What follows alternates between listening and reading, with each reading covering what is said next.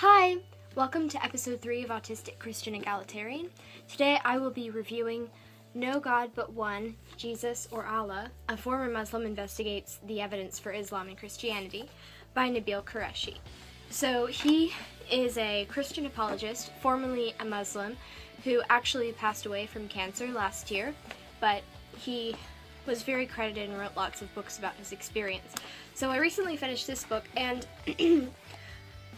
it goes into a lot of the arguments for the resurrection of Jesus and whether or not it's valid, and I really like the way that it talks about the testimony of the witnesses and how they would have only been seen as valid because they were willing to die for their testimony, and they couldn't have just made this big lie and then been so faithful to it that they would die.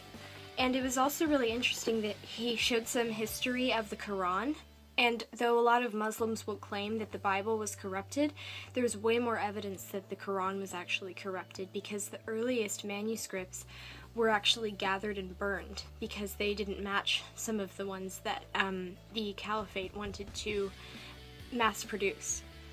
And there was actually even some really dark evidence about Muhammad, and some that even suggested he was completely mythical, which I think is really fascinating. So I highly recommend this book if you are interested in learning about the beliefs of Islam and Christianity and how they can be examined from objective evidence. He tries to come at it from the perspective of an objective observer, which is what he tried to do when he was a Muslim, because he was trying to look at his faith and Christianity and see, if I was an objective observer, would I really hold Islam over Christianity? And he kept wanting to, but he realized that an objective observer would not.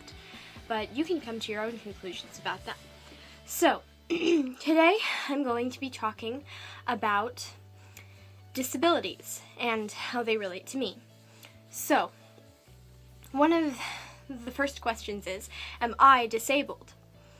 Now, some people would say, well, of course you are, you're autistic, that means you're disabled. And it's like, well, yes and no.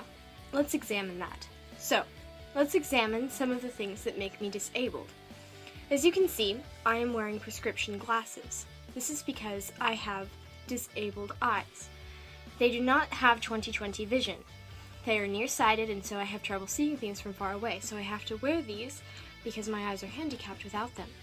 So yes, I am disabled. I also have generalized anxiety disorder, which causes me to just be irrationally afraid when I don't need to be. Is this a disability? Yes. It causes me to be debilitated from doing just basically anything in my daily life without medication to treat it. So yes, it's a disability. So far we've seen two ways in which I am a disabled person. And another would be that I have ADHD. ADHD causes immense executive dysfunction, and so since I have trouble paying attention to things, then I have trouble initiating my executive functioning and actually sitting down and doing things. It took me a while today to get around to doing this video because although there was the intention in my mind, there was the disconnect of me actually getting myself to do it, which is really hard for people with executive dysfunction or ADHD or the combination. So yes, that is also a disability. So in another way, I am disabled. Now, in the way that I am autistic, is that a disability? I would argue no, because autism, although it does cause neurological differences, is not inherently debilitating, unless by debilitating you mean stopping one from acting neurotypical. It does prevent me from using neurotypical social skills without immense force. But in the same way, one could say of neurotypicals that they have difficulty reading autistic social cues.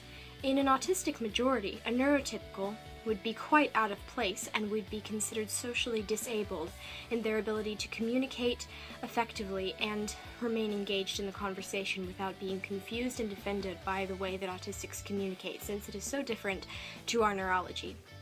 We can focus on topics for very long times and often appear to interrupt when really we are carrying the conversation forward, but in a different way because of the way our brains operate. It would be very frustrating for a neurotypical and an autistic majority, which is why I as an autistic person, regardless of my disabilities, even if I had 20/20 vision, no anxiety disorder, and perfect executive functioning, if I was still autistic, I would not have a disability, but I would still be disabled because I am the minority in society.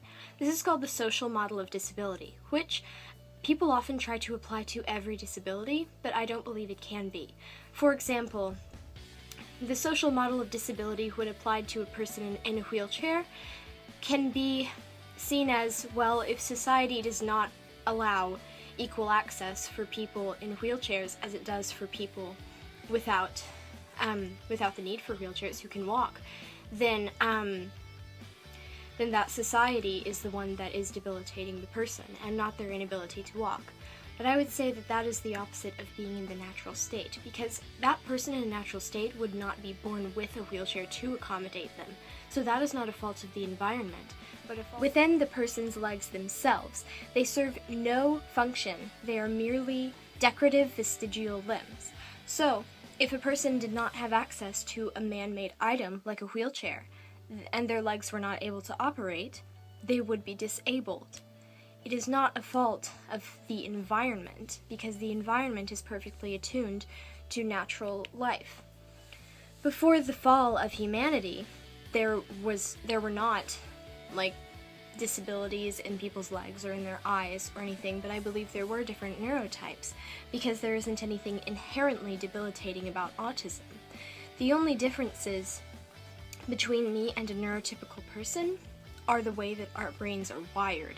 This would only cause conflict in the sinful state in which we live, in which we have a lowered ability to empathize with other people, or to try to, because we don't have the same capacity to love without Christ in our lives. So when we are autistic, or if we're neurotypical, whether we're in the majority or the minority, we have more of a selfish bent. I acknowledge that I am included in this, and so where we fall short is that we're more inward focused on our own perspectives, and when we don't try to see the other person's perspective, it causes these social rifts.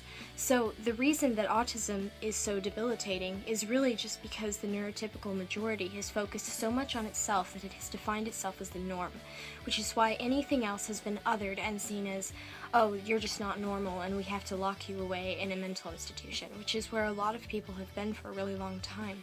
It makes me very sad to think about all my autistic ancestors who may have been in mental institutions that absolutely abused them, and they were complete outcasts in society, and maybe some of them were even told they were like witches or demons or something. People with Down syndrome were seen to be like changelings in the medieval era, because they would look strange, and so they would say, oh, this was actually a changeling, and the evil fairies switched it with my real baby, and then they would actually kill those children.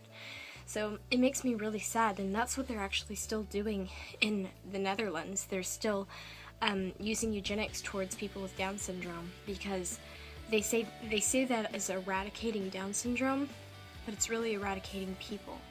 And they want to do that for autism as well. And I find that very, very scary. It's like Hitler's coming back, but with way more weapons to like catch where people are in their neurology as they're developing initially, and just stop them. Just stop their hearts. It's just so terrifying to me. But anyway, so by the social model of disability, it goes by that if you are in a natural state before the fall, if this were a thing, like if before the fall, if someone hypothetically did not have functioning legs, would they be disabled without man-made or woman-made wheelchairs to help them? Yes. If I were in the natural state before the fall and I was autistic, would I be disabled? No, because everyone would be collectively loving, and we wouldn't have any need for hatred for those who behave differently than us. And I believe that I will be autistic in heaven for eternity. I believe that my friend whose son is autistic and is in heaven now is still autistic.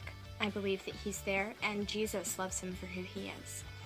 So I believe that all the people who were in mental institutions because they behaved differently for so many ages are now accepted and loved where they are in heaven, because they're accepted for who they are, as God made them to be. Because autistic people are made in God's image, just as much as neurotypicals are. And I don't want to diminish either side of those, because neurotypicals are beautifully made in God's image. And even the term neurotypical, what's typical about it? There's probably the same number of us. If we were to count up neurotypes, I'm sure there are more. We just haven't classified all of them yet, because we're barely scratching the surface of scientific discovery. I can't wait to read all the libraries and books in heaven about it, and I'm really excited to get there. So, I hope you enjoyed listening to me today, talking about in what ways I have disabilities and I am disabled. So, no, I don't need to be healed or cured of autism, because it's not a disability, it's not an illness, it's not a disease, it's not a disorder, because it's completely orderly, it's ordered exactly the way it should be, and it's not a problem. It's my neurotype, and it's beautiful. Now, anxiety, that is a neurological disorder. ADHD, which causes executive dysfunction, is a debilitating factor for me. And my eyes, which cannot see very well, they are disabled. All three of these things will be healed in the new heaven and the new earth. Jesus will heal me and he'll resurrect my body from the dead. But my neurotype will be beautifully autistic. It'll just be fulfilled so that we will be without sin for eternity. So I won't be rid of autism, but I will be rid of the debilitating factors of the fall, which include the sinful rifts between humans ourselves, in which we see ourselves as better than others, including myself. We will be brought to more humility, and I look for that day so that we can strive forward in it. So, see you next time.